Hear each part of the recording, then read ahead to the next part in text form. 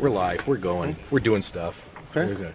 Hey, I'm out here at Sacramento Valley Shooting Center today with Mike Seeklander. Hope I said that name right, because otherwise you will cuss me with your massive, No, I would not do that. Know. Now, keeping with tradition, we have both retracted our beards today. There will be no beard fight. Right. And we almost got into that with Rob Pincus last year, and it was ugly.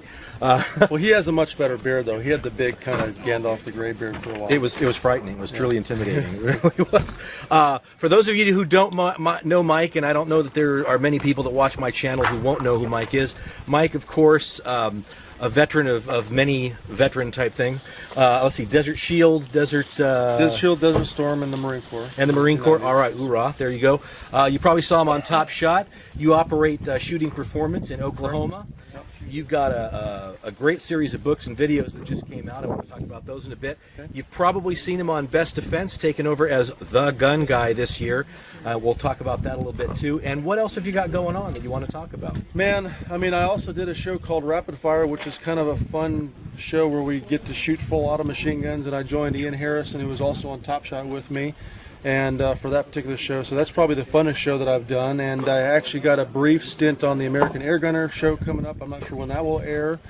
And I got some more books and DVDs coming out sometime soon when I get off the range and get home to the home front to work on them. So. I got your book, the defensive shooting program book. What's the full title of that? Yeah, it's called Your Defensive Handgun Training Program. Right. And there will be links to all of this in the video descriptions, as most of you are used to. I thought the description you gave of it was really good. It was like you had a 300-page class handout. That's right.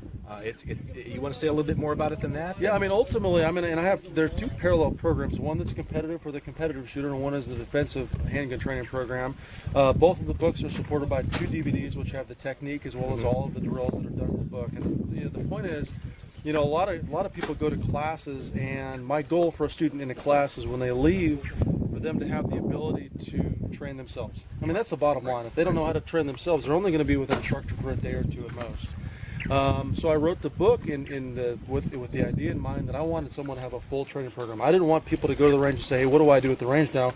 I want them to go to the range and know, okay, this is exactly what I do at the range because I'm on this day in this training program, and it's a multi-phase training program. So that was the goal, and it's worked out good so far. Excellent, excellent. Best Defense has kind of been a little different this year. The scenarios have been much more fleshed out. What happened? You guys got more budget or what? Well, yeah, I would love to tell you that we got more budget, but the truth is we reached out to the viewers and had got a lot of viewer feedback. In the end of last season, which I was a part of, I reached out and said, hey, on Facebook, hey, what kind of things do we want to see out there? And we got response from female viewers and boyfriends and husbands of female viewers and different people that said, hey, these are the things that are going on in society, so these are the things that we want you to approach in the show and teach us about. And some of those things were big things, like the theater scene that was based on a massive shooting in Colorado, as you know. So. Yeah, that was pretty gutsy doing that. It was huge, and we fought for a long time on whether or not we were going to toy with that one and do it.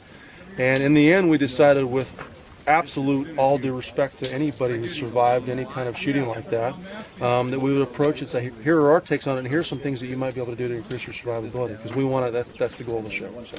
Well, you're teaching a class out here today that's your defensive handgun class, defensive handgun 1. Is that the correct? Yeah, your defensive handgun training program, level 1. And I got a bunch of footage I'll be rolling in here and showing stuff like that. You did kind of a unique take on the Sewell position for getting around people. Do you want to talk about that a little bit, or should you just wait for them to see it on the B-roll? They could see it on the B-roll a little bit. I mean, I allow students to use the Sewell. It's not a primary position I teach because, first of all, there are no 100% solutions in any kind of environment. So there are times when the Sewell or a modification of the Sewell I think is necessary.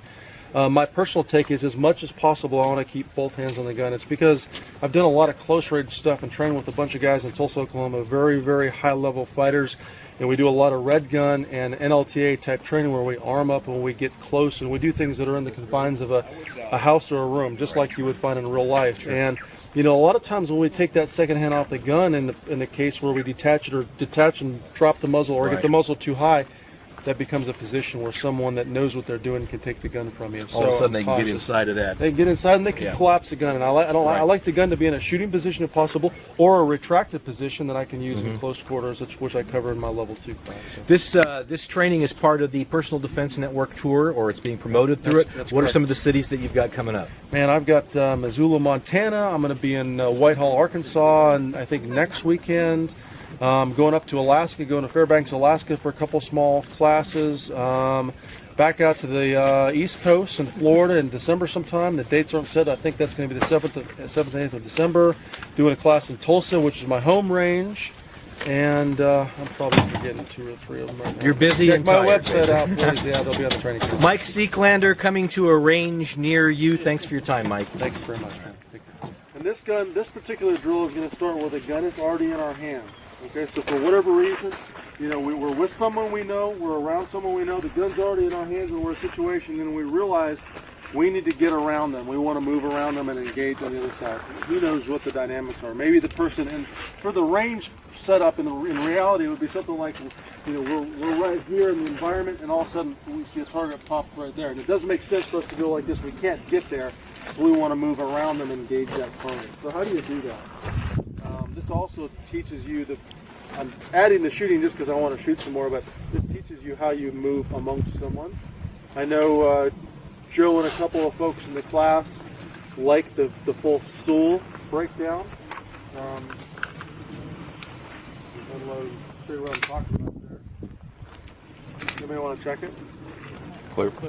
Okay, so a full Sewell is where we're no longer gripping the handgun. Basically the thumbs are pretty close together, and I've taken my Judy chop position and I've simply rotated my hand down and around it like this. I don't particularly use it in most cases. I'm not saying I wouldn't use it, but this to me is a one-handed position. I'm better off just having the other hand up here. If I'm going to take one hand off the gun like that, I'm going to have the other hand up here. And I can walk around pretty relaxed, and now I can strike the quad, push the other hand back. I can use it for a lot of different purposes, and they're not tied together. This, to me, is, in some of our combatives that we've done, if I see this happen, I will collapse the gun. And number 2, the person only has one hand on the gun, so it's very easy to get that gun out of their hand. I will typically take my gun if I wanted to move around you, and I'll just dip it, just straight down. Just to say if I can be very close to one of you, engage and do whatever, I could grip the gun, move it around, and be in a safe position. So I wouldn't stay in that position for long. All I'm doing is I'm tilting the elbow up, and I'm right back in my position. So I'll give you the option if you wanted to, break down to the Sewell. If you're a Sewell kind of guy, that's fine. Like I said, I don't care.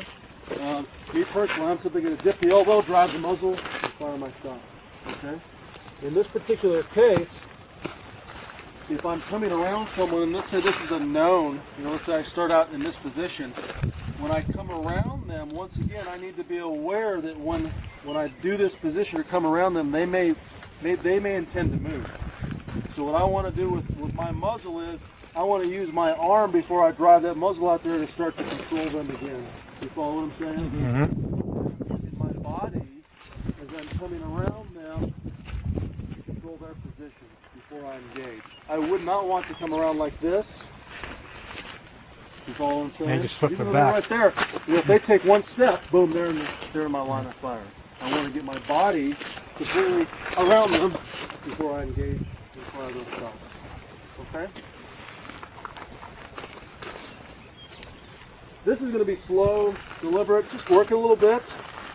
The neat thing about this is, as you're perfecting the technique, if you make a little bit of a mistake and you muzzle the feet of your person, it's not a big deal, but you should sense that and be aware of that. And just understand that if you're muzzling the legs or the feet of the real person, that's going to be problematic. Once again, as we're doing this, the finger's going to be off the trigger, but just be aware of that. That's why I like to start out and practice on obstacles like this versus a real person. I actually tried that in a class once, and we did it dry, and probably about 90% of the class covered everybody else's legs. And so I'm like, yeah, this obstacle will work just fine. So, real simple. What you're going to do is you're going to start out on one side of the obstacle in whatever position, probably a high ready, because we got the gun out. We're in an alert situation. Something's already gone on. We got our gun out. We've maybe lost contact with the bad guy. We don't know where he is. Maybe you're in your own home. You're with your wife or your child, and the next thing you know, you need to get around them. And as you get around them, you realize or recognize there's a threat. So once again, elbow up, gun down, arm, fire your shot. So once again, start from wherever you want to start from. The key concept is break the muzzle down, elbow up, coming around their feet, arm position. See how I'm using an arm to come in? I'm not driving that gun out here and firing it until I get contact with this arm. I know where they are. Okay? You follow what I'm saying there? It's really about where this arm position is. And once I get that arm in position, I can extend the muzzle and it'll be very difficult for them to get ahead of me. Or much more difficult. Any questions about this technique? I think we're good to go since we've already drawn around this thing to go ahead. Ready? Gun!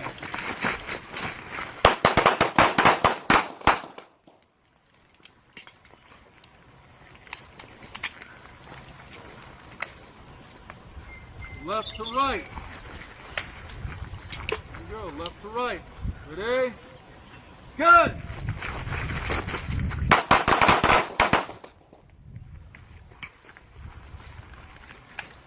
One more time, right to left. Last one.